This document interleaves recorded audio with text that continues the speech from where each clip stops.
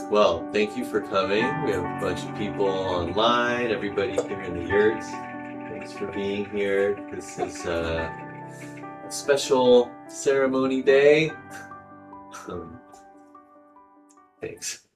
Um, we're here to honor Kyoshin, Valerie Kyoshin Velez Sensei now, as she has formally received transmission from her teacher and my teacher and our founder, Seisen Roshi, who's here from Mexico.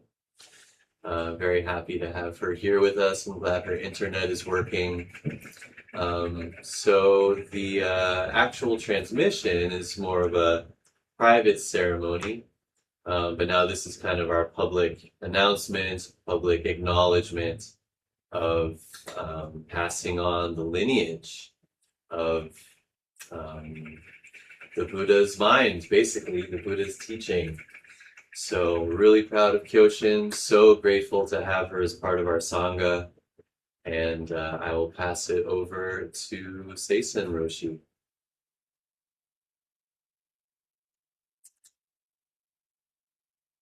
Maybe if you want to put it on speaker, please. Everybody. Uh, that was kind of my speech. uh, yeah, welcome to the Sweetwater Zen Center Sangha and the Idlewild Community Zen Sangha. And some of you maybe are new to practice. Welcome to you. Usually this ceremony is, again, a public, as Chola said, the public announcement of transmission. The teacher announces the transmission to the public. And also it's when the teacher announces the new successor. So I'm announcing that Kyoshin has received full transmission from me in the Maizumi Roshi Bernie Glassman Zen Peacemaker lineage that actually begins at Buddha 2,500 years ago. So she has received transmission in that lineage. And then part of the ceremony is that in the old days, when there were very few lay practitioners, and what the teachers wore was the kesa, which is what Shakyamuni Buddha wore, that the one cloth that still in India the monks wear that one cloth robe, and it's actually not one cloth, it's many cloths. That robe, which is supposedly what Buddha wore, was pieces of discarded fabric. So bandages or menstrual cloths or what corpses had on, or discarded cloths were sewn together to make the kesa, which emphasized the humility of the vow to serve all beings, which is what Buddha wore. And then that symbol of really that vow to serve others has been passed from generation to generation. And of course, nowadays, sometimes you can see cases that are gold embroidered and very fancy. But the original intent was the humble clothing. And now we're really seeing a great resurgence, a great becoming of, I don't know, lay practice. which has already happened in the Theravada. I think my history is not that good, but the original Buddha, the Theravada, had a lay movement a long time ago. But it seems more recently, Bernie Glassman, my teacher, chose to disrobe, become a lay person after Maizumi Roshi died. He became a lay person, and he and his wife Eve strongly encouraged lay practice.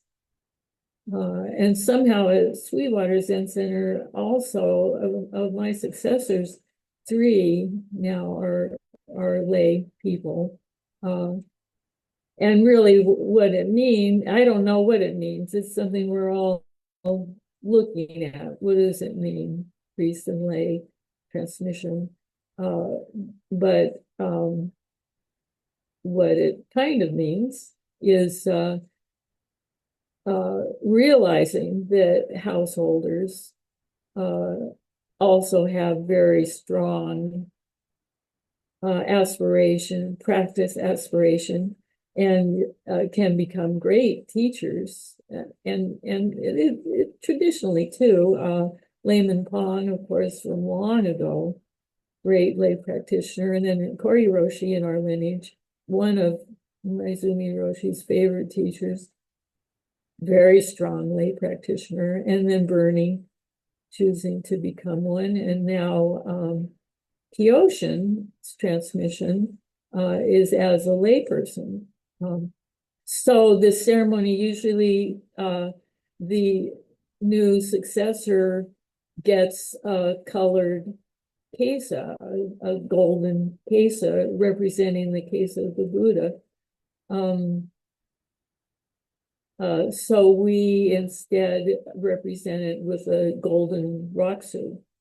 And usually the teacher gives the new raksu to the successor, but since we're in internet world, wherever that is, whatever dimension we're in here, it's a little hard for me to put a raksu over Kyoshin's head, which it makes publicly the statement that she is now a full successor in the Buddha's lineage. But she is wearing the gold raksu, which was actually a gift to her when she was in Japan. So it also comes from our Japanese founders that have gone before us. And I think Kyoshin's going to talk, and Cho are both going to talk about what it means to them, which I'm interested to hear. One thing I want to emphasize is that all of us are practicing the spiritual path, and that's what working the path, practicing the path, which to me means we're going inward. We're stopping and getting to know who we really are. We have some kind of practice, and it's different. It's dance, it's chant, it's incense, it's crystals, it's hiking, many different practices to realize true self. True self being what Buddha realized, true self. So it's obviously not just Buddhism. But so each of us that are here, if you're here, you have some kind of practice. And of course, for us, we emphasize zazen, sitting, meditation. But also in terms of aspiration, everybody gets to wake up. As a matter of fact, it's essential that everybody wakes up to save our planet, to save our life. We have to wake up to true self, which is non-dual and not being sucked into our ideas and concepts. So all of us are doing that. And the folks that make the commitment to be teachers and teachers, that's their path, that's their karma. But realize your path is equally as valuable. And of course, myself as a teacher and the Zen centers are particularly thankful for teachers who keep the form together so we have a place to practice and to hold the practice. So I'm so grateful to Kyoshin. We've just known each other together as practice buddies and friends and every kind of way for years and years and years. And it just means so much to me that she's taking on this vow and these responsibilities to serve both of our sanghas. And deep congratulations to the ocean and to all of you for continuing the wonderful teachings of the Buddha. So that's all I'll say. Thank goodness. Pass it on.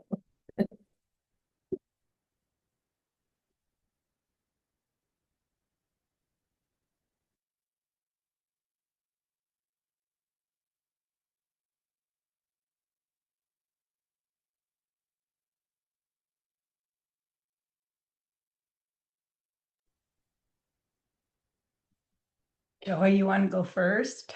I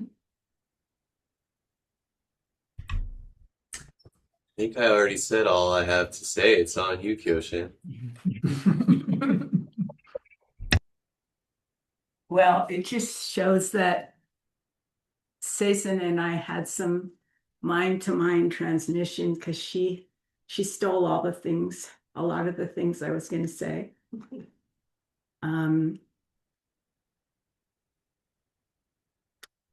And I was thinking can you hear me okay? First off, yes. Okay, I was thinking all through the week of what to say this means to me. And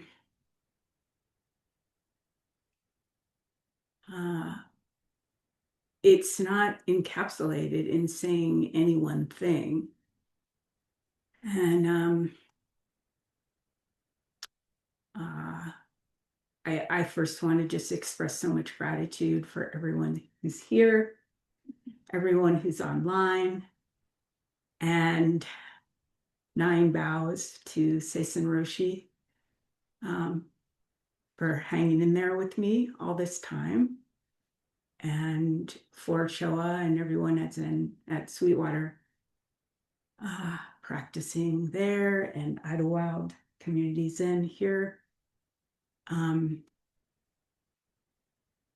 And I'm gonna, probably at her dismay, call out Annie Lilyholm, whose name is not on the screen. She's under the guise of Danner Gardner. But I sort of had a late night correspondence with her last night, just feeling very nervous and sort of almost overwhelmed about how to say anything of what this means to me. And Annie said some very meaningful things. So thank you, Annie.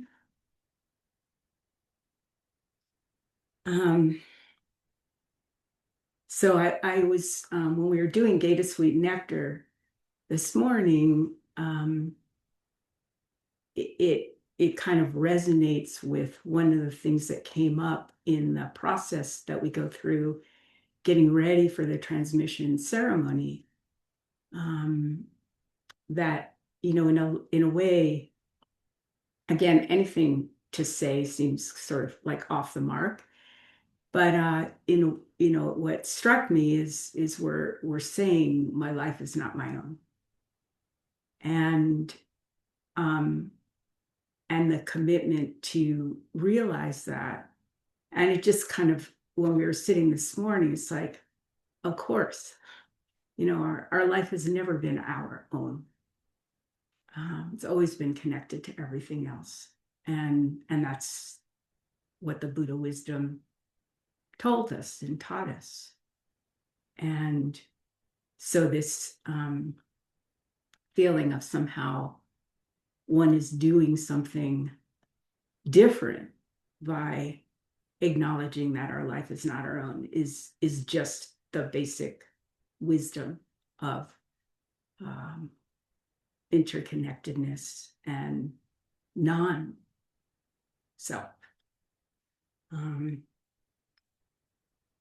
So that came up this morning, and kind of in conjunction with that, a memory came up of early on. I don't know if it was the first ongo at Zen Mountain Center or after that, maybe just but in the early years of being at Zen Mountain Center. And I really did have the idea.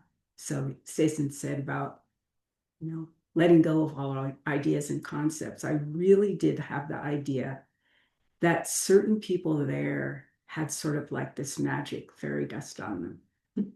And that Maizumi Roshi had the X-ray vision to see who had the fairy dust and who didn't. And I really felt that my partner at the time definitely had the fairy dust, and I definitely did not. And I remember being, just so in dismay about not feeling like I was accomplishing the practice. And I had a job where I had to clean the Dokusan room. And Roshi came to the door, and I didn't think he was in there. And I was crying. I was bawling my head off. And he just looked at me and he said, I think he put his hand on my head, and he said, I told him, he said, "What's the matter, Kyoshin?" And I said, I'm just not doing well at this. And he said, "You're doing just fine." And I remember at the time thinking it was kind of like, maybe that was the patting on my head. I thought it was sort of like the consolation prize. Like, it's okay, you don't have the fairy dust, but you're doing just fine anyway. And I think this whole process is, you go off to the foreign lands and try to find something that you think you don't have. And just like coming back to Kansas, you realize everybody has the fairy dust, and everybody is nothing but the fairy dust. And the fairy dust is empty too.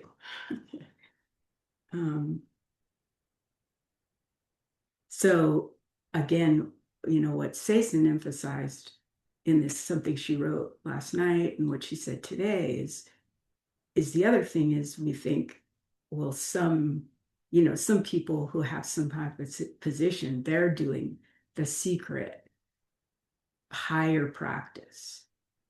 And we're all doing the same practice. Like Sason said, we're all discovering our life and following our nose and trying to inquire about what is this all about. And we do it all together too. And so it just comes back to, for us, Zazen, but really just we're always doing this practice of being alive and wanting to deeply understand what the meaning of that is. So same thing for all of us together. And then I think the last thing I wanted to mention, because I'm also thinking, when does the hook come? Okay, short comments are good. Is it in part of the transmission process? There's these symbols, and one symbolizes the raising the body mind, the desire for all of us to be awake. And like Sason said, the world needs us more than ever to do that. And in whatever our commitment is to our life and our practice, whatever form that takes, that's what we're trying to do. And so the one symbol symbolizes commitment to the Bodhi mind and to awakening and to realizing this absolute unity. And then the other symbol is to share. And I think the last thing I want to say about what the transmission means to me is I don't know. And just to be really open-hearted to however that arises, to share and to benefit others. And to the best of my ability and all of our ability to really fulfill the Bodhisattva vow. So thank you all again. And I remember what Cho said at the end of our recent Jukai ceremony is congratulations and condolences. So now you're really committed. And now I'm really committed. And it's nothing that didn't already exist, but it is something to really take seriously in that way too. So thank you all so much. Thank you all so much for being here. Seisen, I'm so glad your Wi-Fi held up. And Joe, I'll send it back. I'm going to mute us so there's no echo and send it back to the Zendo.